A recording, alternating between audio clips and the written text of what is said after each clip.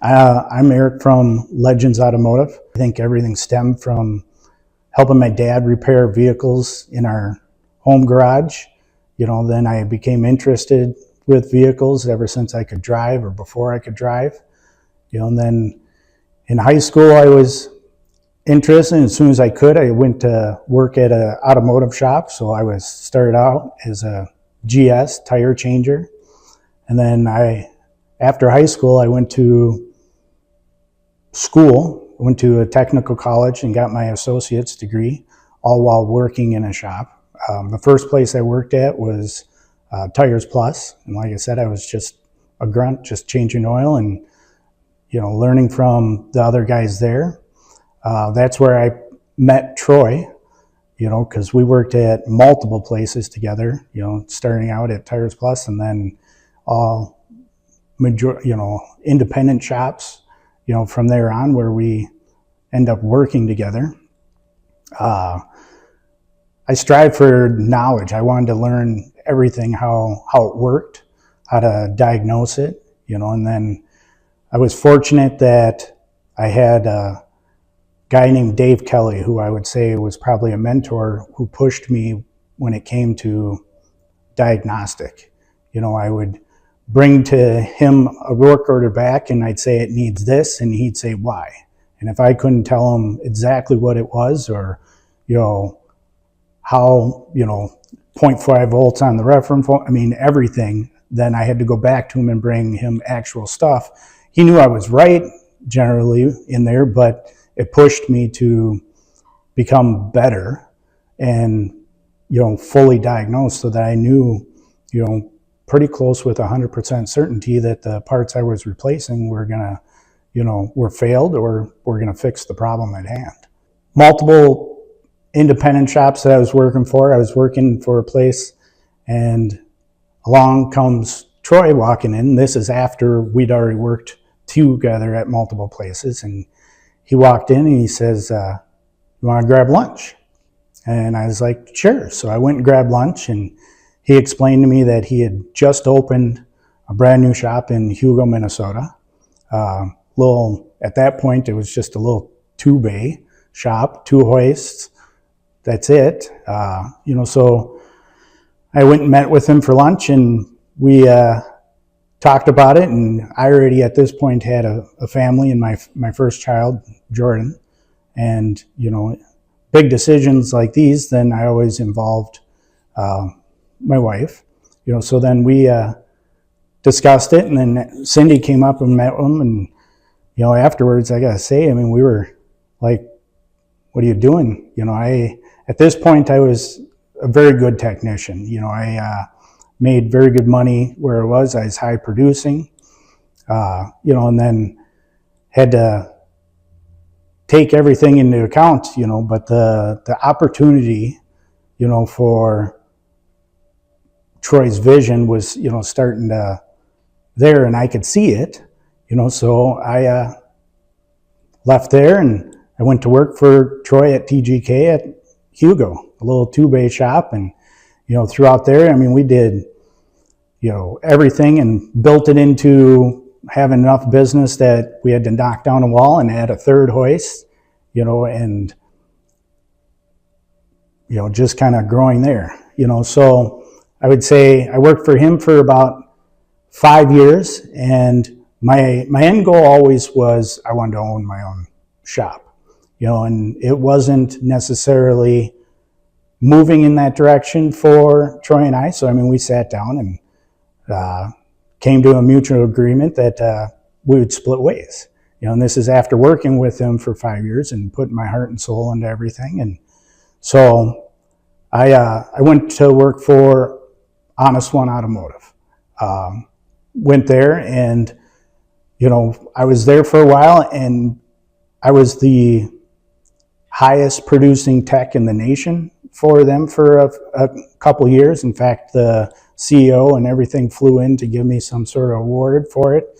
But all that didn't really matter. I just love working on cars, and I like getting stuff done. Everything you could hand to me, I was willing to do.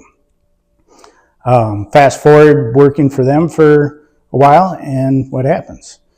Troy walks in the door and where I'm working, he's like, hey, you want to go have lunch?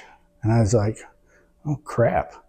So, yeah, I mean, meanwhile, Troy and I were, good friends. So, I mean, I still went and, to his shops and helped diagnose, even though I was working somewhere else, and I mean, we were always in, contact even after there, but he walks in the shop and wants to go have lunch again. So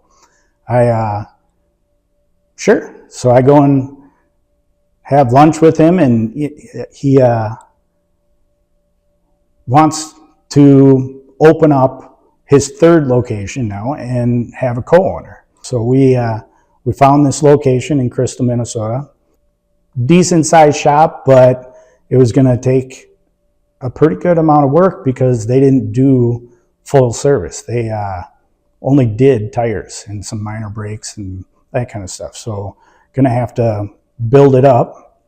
But going into it, that was another hurdle because now I was the lead tech and had to wear the hat as an owner. So, that creates stress on your home life just because, I've always been the type of person that I devote everything into it, and, I'm working long hours because I'm the lead tech because stuff still needs to get repaired and needs to get done and production needs to get there.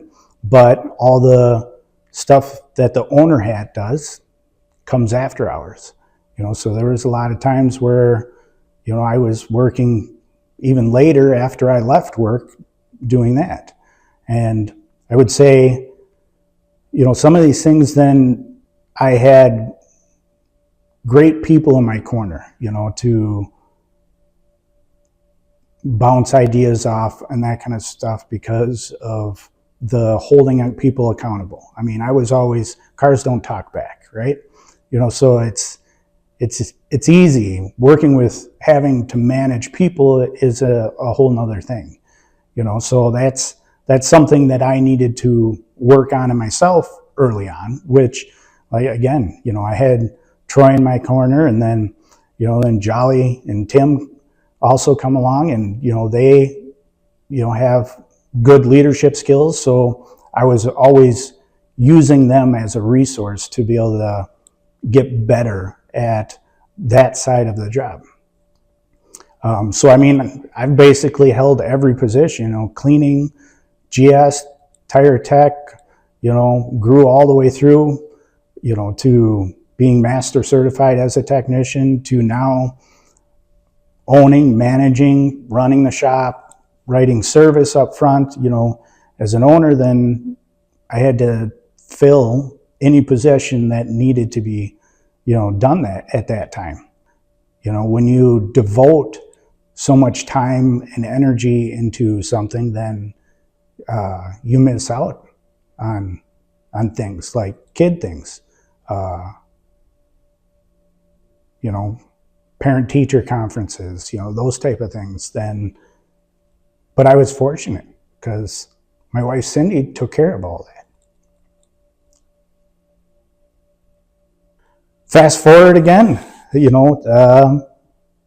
Troy had this vision, which I was completely on board with, of growing, multiple stores, and I was willing to go along with the ride and put in as much energy, time, everything that I could to follow that dream because I saw it. I saw what he saw. As the owner of Crystal, then I had to train to replace. If I was ever going to